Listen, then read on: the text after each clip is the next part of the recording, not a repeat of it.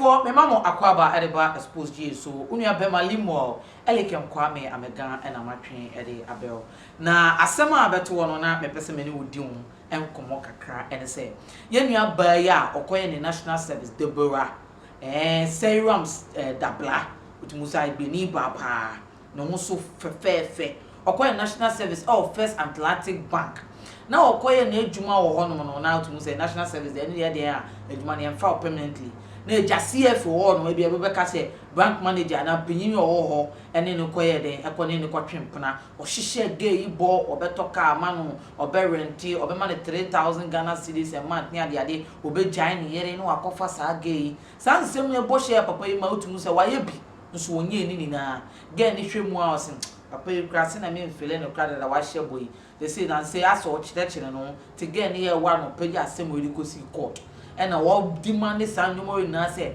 papa in the promising it is what promising it I was say papa ne fulfill because as a papa no na say no or ye no jalo kakra na asem we buy no abeye trending issues are every free man day ebisi and they am me no kase a wo hwe me video yi na I say asem na no edwu kakra no because dey papa ne hye no mu nguase Ghana fo adwun abasane ade akasan wasem a fine ni na ye hu nsem na girl no dia asem bi so asa betudwa na em te girl no na nkasa no obi be bisa say looking for fame or looking for attention and after the why ni na hu ne ni mfere ade ne ni wu ade but still no feel say now she can become a counselor or advisor to us yenti ensem bi a girl yi eka na onim me nkasa no tie ensem a girl no oka tie de girl yi all partially till the gay year.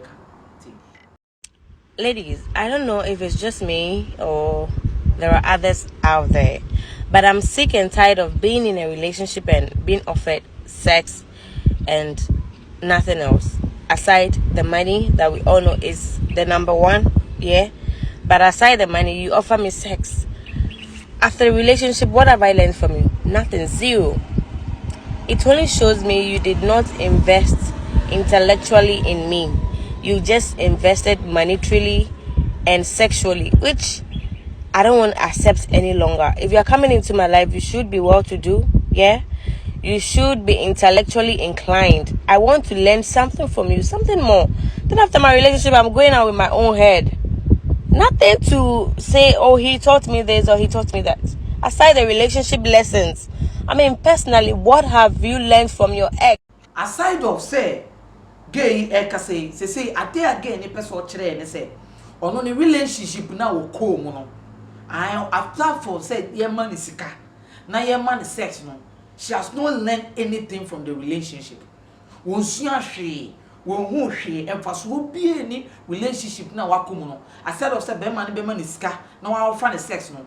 Me do ofle say anka oba de go relationship mu a e wo say wo share be ma wo ye a bit intellectual na essence o post ya de our Instagram page enti enkofo so be share comment kakra e kire won adwen na tie na mahima e kan sem bi e wo comment section ase o say if you want to learn more go and date the president and learn how to manage Ghana, learn how he will want to turn Ghana into glass and kwa siasema kwa utumu se na mahima no we speedy pa oyo ne nyonko pa so tumu se de again ye ne de ohwewa ano odin again say odin kofo adwen e di agwa se film na wo hwehwe ene ade I will come back to this issue na mahima sa be comment tumu se na mahima no we speedy ne ni abre na no like ade ne ye ne shin na mahima sa comment bi o say madam into whatever madam Inter whatever did you also bring to the table?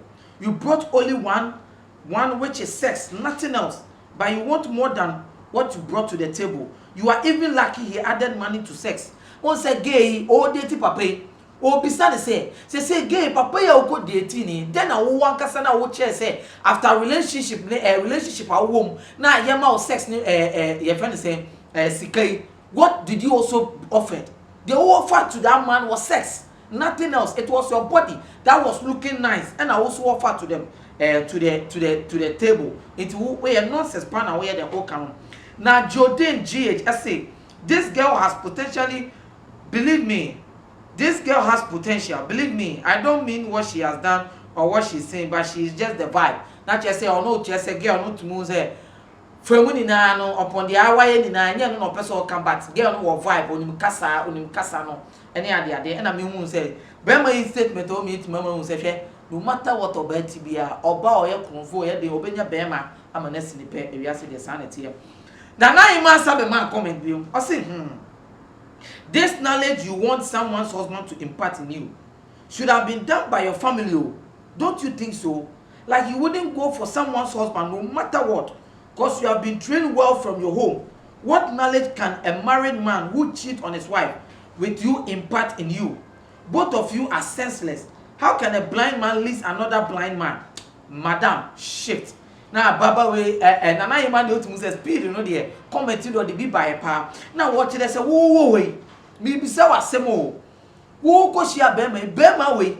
So, what impact are we training we are? Who feel that you say could be or be kuneden echi. Now, bema no to be cheated on here, so they are then for swap pan or the bebrel. Mammy, who need me, Papa be a catch it. And I say, what's the Bible say? Should I say, she just say it's the gust and entitlement for me? Cause whoever advised this girl to take this path did her bad. Utumu say just say adie sini na no when you to me the camera sini nim to me be kasa kire say they were done cancer or che the yen ko relationship or said the be my den e o fine just say when you popularity no when you fame no what I say and akojo obrempon say you are intellectually inclined yourself. If not, you would have made such decision in the first place. Look at the kind of entitlement she finds herself when she has nothing good to offer. God save our generation. And a Ramas say, go and find job to do and stop depending on a man. I oba ope you may be here. Share.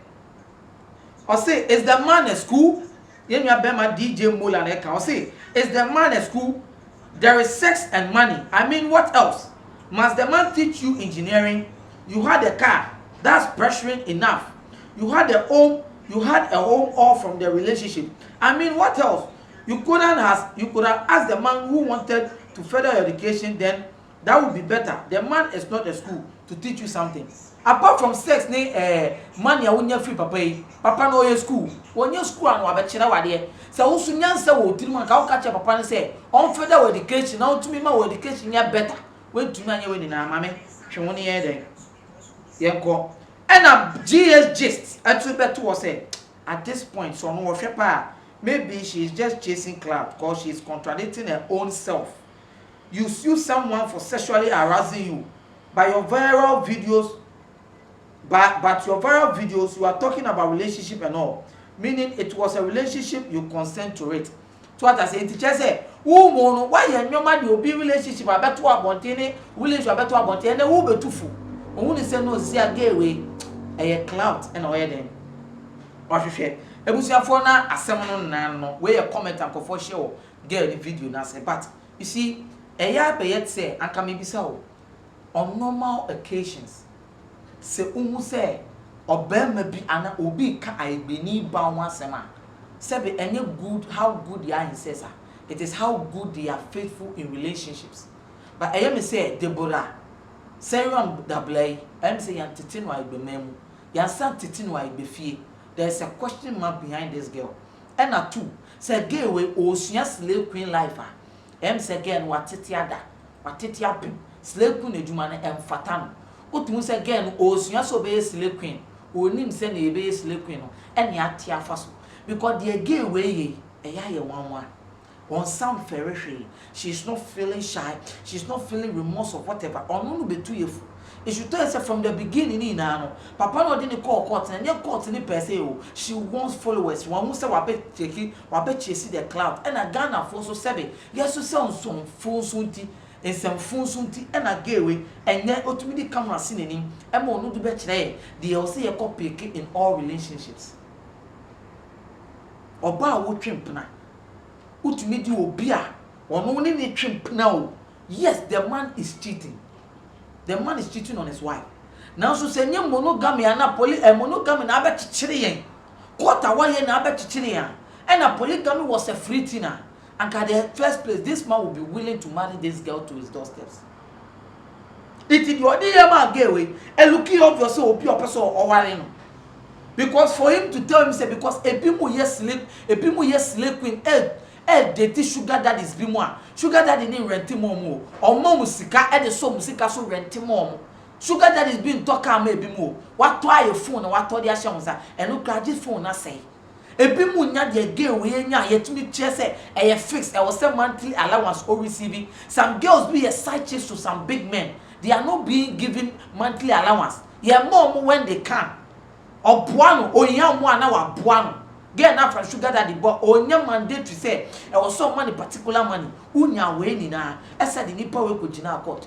And people they teach sugar daddy bimu. When they need sex is when they call those men, or when they need money is when they call those men. Those men even don't go into that say me berentiama. Uncle she has sugar daddy or ya apostle. Man, no sure she fought in love with this girl. A woman say man in the original position is a cow one or the akofa gay. But at the end of the day, no. Them from so pan a man as a way. So phobi, no phobi shy chicks. There was a video that is circulating and my baby cracker say, "But worry." But all money nano, all cast or move to for some California side chicks. So, but she a do baby a side chick a do me, and a man baby my baby a title for. Or be sharp or crabby, or be our wally, and in it's nigh. A shame, and must again call your deform money bush for. Me bats Harry Jana Daniels or Abroach, a war in Nigeria. Senikunu wale back open and bremoire. Anka Rujana Den obey a side chick. Now so for so again, they are commanding bush for. It is side chicks in Yan Chess obi di bonio. Obi to me while can you routine walk off a side chico and Konya Yankoba while you are banner the count. It a bit more side chicks, a bit more may be more crab bruchily, and then Papa Bishuna gave it dinner home a bio no one shop. They are not even anymore, but all who's up upon or come for. You understand? My big gay can say no sit this girl oh boo side chicken jumanas ampa. Ye kasi ye fwasu. But a year do baby or papa for me yakumem, even though they are married, almost taking care of certain girls. And mom to me be young, yet ye be go school because all your side children uncle name they this are forever. But meaning side before him sending a trim in a year and a gay yako even at Yafasodia, and they meet to me today. I hear one, and when you to me be able to make Casa Senia open, though some people are trying to bash the man, but the infant will say, Papa no wrong sort of and for so be the blame so obi twimpna na ya show and yes one you was show obi na why obi no what happen and even to the extent say papa no cry complain chere say girl no cry the car no be wo e the coach e the pie within a car outside the car near the ade mo ti onu be gina obe chere say uko relationship man na say bi oba obe sole obe tu girl we no dey na adwen be man dey usu was problem the body pop. It's becoming unbecoming as they say. And I to say that me radio station me or mokasa say. They say you can't star no crass. Stardom no cry a day. Stardom no a day. What is stardom? They say you be too acceptable to watch it. They say if you want to become star, but say obedient, come out, show your body, show you a slave queen, and you get the stardom. And no na be celebrity a son and down and ankolani na susia because on we won say penifo bia ye to no so ye a obegidi. And can yes, Anka Gary, on for camera, Anka Canin or your camera seen anymore. So apart from the body, obey yes, one, a damn you. Obigra commented say gay or film cranny one I effect. Plus, they are maside before Madame Morphe. It's in one I effect. And when young man parts, you see, only portrait the girl we are doing. She should know, say she will one day pay for it. And no nande, more some social work coming in the whole family our recover. She is now coming out to defend herself because of could not see any Canibia or Casaye. Ya de chire Ghana for on or trim na oni awale for any ade ade no afi de sese no o siesie ne sem eni obi na kama no sese o siesie ne sem even though na dia na asem to no oba bonti be ka say time o tu baby e ko video na ti wire basa o ti baby no o ka say omo mu looking up to her, you understand na ni we fi say Nkofo was looking up to her and then na man na videos beba kola ketwa no mo ye de mo pay the videos because they feel say when they do that they will trend. It is trade say we are get with at one. Na mobile say and I before that get you bu any massy and we go before so any massy. E bu say for aha and am demo best. Oni aba malimo elikem kwame am Ghana me do e be si wo hanom. That send e be say share a crown. Baba.